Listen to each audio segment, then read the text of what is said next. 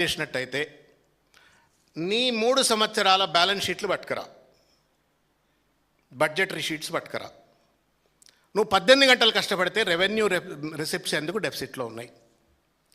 నువ్వు 18 గంటలు కష్టపడితే స్టాంప్స్ అండ్ రిజిస్ట్రేషన్ సెక్టర్ ఎందుకు సర్వనాశనం అవుతుంది? నువ్వు 18 గంటలు కష్టపడితే గ్రాంట్ ఇన్ ఎయిడ్ రిసిప్ట్స్ ఎందుకు రావట్లేవు? నువ్వు 18 గంటలు కష్టపడితే ఇండస్ట్రియల్ ఇన్వెస్ట్మెంట్స్ ఎందుకు రావట్లేవు? నువ్వు 18 గంటలు కష్టపడితే ఫీ రియంబర్స్మెంట్ డబ్బులు ఇవ్వడానికి డబ్బులు ఎందుకు లేవు?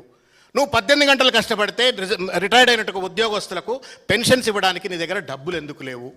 ఎందుకు రాష్ట్రం ఒకప్పుడు అద్భుతంగా తెలంగాణ భారతదేశానికి తలమానికంగా ఎదిగినటువంటి తెలంగాణ, విరాజిల్లిన తెలంగాణ ఇవాళ అతలాకుతలం అవుతా ఉంది, ఆర్థిక లోటులో నడుస్తూ ఉంది? సమాధానం చెప్పని నేను రేవంత్ రెడ్డిని కోరుతున్నా.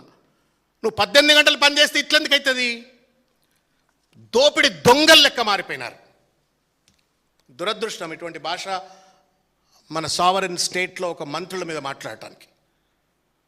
ఒక్కొక్క మంత్రి ఒక్కొక్క దోపిడీదారు లెక్క తయారైనరు. రేవంత్ రెడ్డిని చూసినరు, चुटकी में पैसे कमा रहा है, करोड़ों रुपये कमा रहा है, 100 ఎకరాలు 1000 కోట్లు.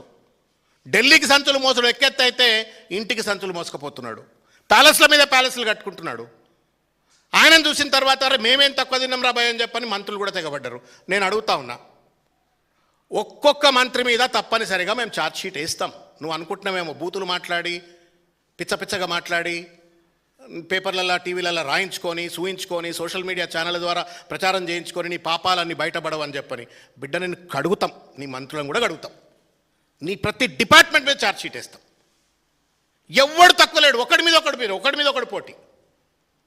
ఒక్కొక్కని పంచాంగం వింటే ఒకడు బూట్ల కాంట్రాక్ట్లు అమ్ముకుంటే ఒకడు మంచాల కాంట్రాక్ట్లు అమ్ముకుంటాడు, ఒకడు మంచాల కాంట్రాక్ట్లు అమ్ముకుంటే ఒకడు బియ్యం కాంట్రాక్ట్లు అమ్ముకుంటాడు, ఒకడు బియ్యం కాంట్రాక్ట్లు అమ్ముకుంటే యూనిఫామ్ కాంట్రాక్ట్లు అమ్ముకుంటాడు, ఒకడు భూములు అమ్ముకుంటాడు, ఒకడు చెట్లు అమ్ముకుంటాడు.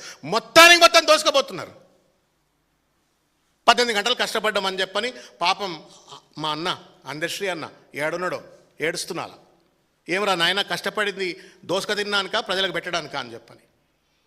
పెన్షన్లు ఇవ్వడానికి డబ్బు లేదు, రైతు భరోసాకు డబ్బు లేదు, రైతు బీమాకు డబ్బు లేదు, యూరియాలు చక్కగా ఇయ్యే దానికి చేత కాదు, దేనికి డబ్బులు లేవు, దేనికి చేత కాదు. 18 గంటలు కష్టపడుతున్నాం అంటాడు. మరి అది నమ్మల్లా ఇది నమ్మల్లా? మీరే సమాధానం చెప్పాలని చెప్పని తెలంగాణ ప్రజలకు నేను విజ్ఞప్తి చేస్తూ ఉన్నాను.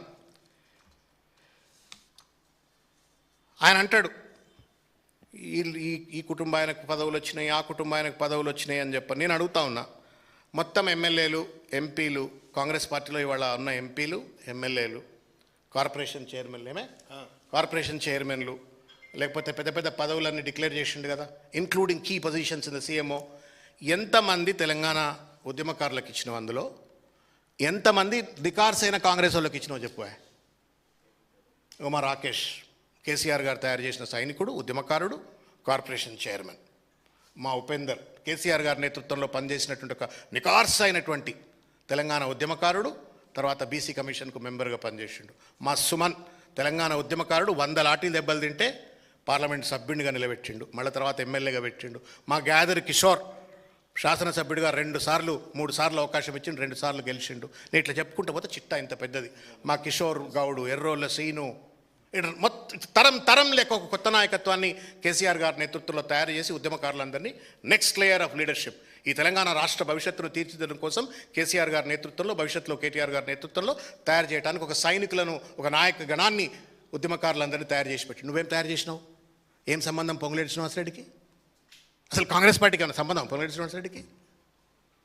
ఎవరండి పొంగులేటి శ్రీనివాసరెడ్డి? నేను పేర్లు తీసుకోదలుచుకోలేదు రేవంత్ రెడ్డి. నీకు తెలుసు, నాకు తెలుసు, తెలంగాణ సమాజానికి తెలుసు. ఎంతమంది కార్పొరేషన్ చైర్మన్లు అడ్డదారిన దొడ్డిదారిన కాంగ్రెస్ పార్టీలో వచ్చిన వాళ్ళకి ఇచ్చినావు? నికార్సుగా గాంధీ భవన్ పట్టుకొని కాంగ్రెస్ పార్టీని పట్టుకొని పనిచేసిన వాళ్ళకి కార్పొరేషన్ చైర్మన్లు ఇచ్చినావు? ఎంతమందికి నువ్వు ఎమ్మెల్యే టికెట్లు నికార్సైన వాళ్ళకి ఇచ్చినావు? ఎంతమంది గొంతులు కోసినావు? కులం పేరు మీద, ధనం పేరు మీద ఎంతమంది గొంతులు కోసినావు? నువ్వు వచ్చి కేసీఆర్ గారి గురించి నువ్వు మాట్లాడుతున్నావు. ఎట్లా న్యాయం అవుతుంది అని చెప్పని నేను అడుగుతా ఉన్నా. పేపర్ లీక్ల గురించి ఏమేమో మాట్లాడుతున్నాడు రేవంత్ రెడ్డి. అన్న 3 ఏళ్ళ నుంచి అధికారం ఎవరి దగ్గర ఉందన్న? రేవంత్ రెడ్డి దగ్గర ఉంది. పేపర్ లీకులు నువ్వు ఘోష్ కమిటీ వేసినావు, ఈవీ దాన్ని ఏమంటామే, ఈవీ వెహికల్ ఎలక్ట్రిక్ వెహికల్స్ మీద అంటాడు, ఘోష్ కమిటీ కాళేశ్వరం అంటాడు, లేకపోతే టెలిఫోన్ ట్యాపింగ్ అంటాడు, ఇంకోటి అంటాడు, ఈ కమిటీ ఆ కమిటీ, ఈ ఎంక్వైరీ ఆ ఎంక్వైరీ అన్నాడు కదా. ఈ పేపర్ లీక్ల మీద కేసీఆర్ గారే కదా కేసులు వేసింది.